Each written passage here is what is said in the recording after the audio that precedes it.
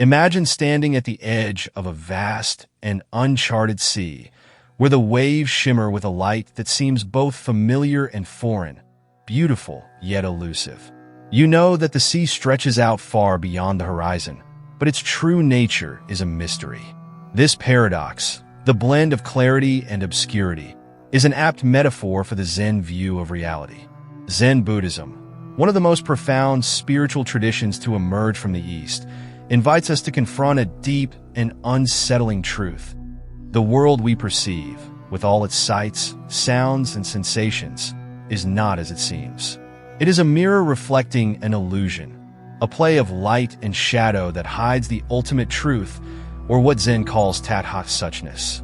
In Zen, the nature of reality is both elusive and direct, like the clear sky behind the clouds. It can be experienced but never fully grasped by the conceptual mind. What does this mean for us as humans, caught between illusion and truth? How does Zen approach suffering and its cessation in the context of this paradoxical reality? In this essay, we will delve into Zen's unique interpretation of illusion, Maya, and ultimate truth, Tathata, exploring how Zen confronts the age-old problem of suffering, providing a fresh lens through which to understand the Buddhist path, particularly through the Four Noble Truths. Before we dive into the depths of Zen philosophy, I'd like to welcome you to the unfolding journey. This channel is dedicated to exploring the most profound questions about existence, consciousness, and the path to inner peace. Here, we'll explore timeless wisdom, delving into Eastern philosophies like Zen, as well as practices that can help you live more consciously in the present moment. Whether you're new to Zen or a seasoned practitioner, this channel offers something for everyone. If you're ready to embark on this unfolding journey of self-discovery and deeper understanding, stay with us as we explore the hidden depths of reality and the transformative nature of Zen practice. At the core of Zen teachings lies a radical approach to the concept of reality. Zen does not concern itself with abstract philosophical debates about metaphysics. Instead, it emphasizes direct, experiential understanding. The world as we perceive it is not the world as it truly is.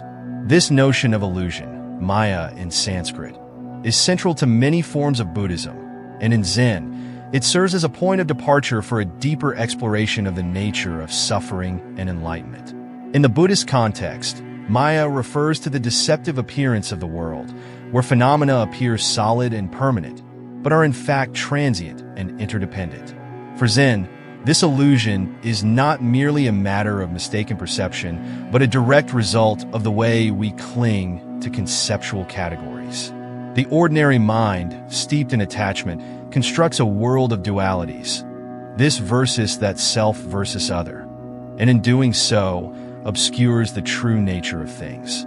Zen master Huineng, the sixth patriarch of Chinese Zen, famously declared, "The mind is like a mirror. It is always reflecting, but it is never fixed on anything." This mirror-like quality of the mind reflects the Zen view that all phenomena arise and pass away in a continuous flow, much like the waves on the ocean. The moment we grasp at any of these waves, we lose sight of the ocean.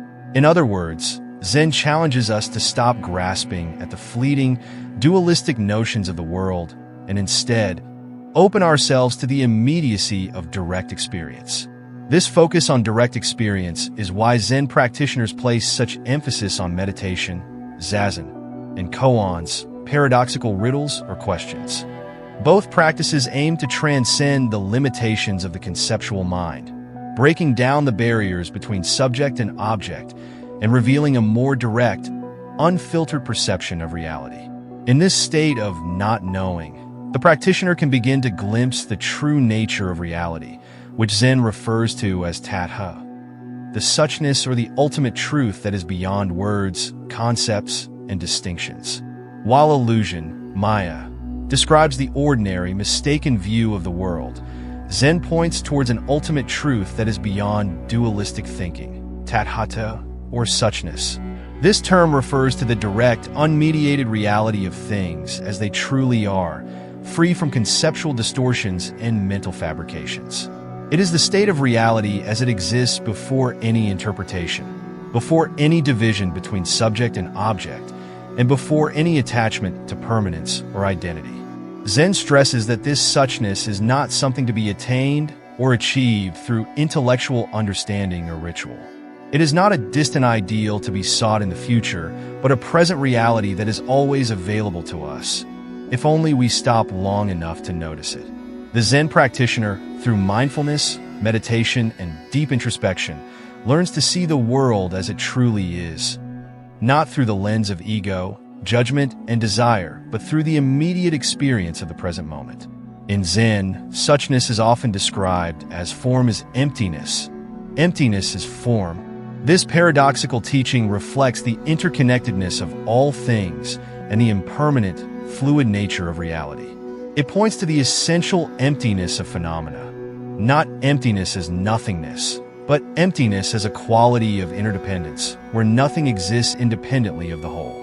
Every phenomenon is in constant flux, shaped by countless causes and conditions, and therefore, no thing has an inherent, unchanging essence. The direct experience of Tathata leads the Zen practitioner to a state of liberation, not through transcending the world, but through embracing it fully, without attachment or aversion. This experience of the suchness of things is sometimes called satori or kensho, moments of insight or awakening, when the barriers between self and other dissolve, and the true nature of reality is revealed. The Four Noble Truths, which form the foundation of Buddhist philosophy, offer a framework for understanding suffering, dukkha, and its cessation. These truths are the truth of suffering, dukkha, the truth of the cause of suffering, samuddaya, the truth of the cessation of suffering, nirodha, the truth of the path leading to the cessation of suffering, magga. However, Zen presents a unique perspective on these truths.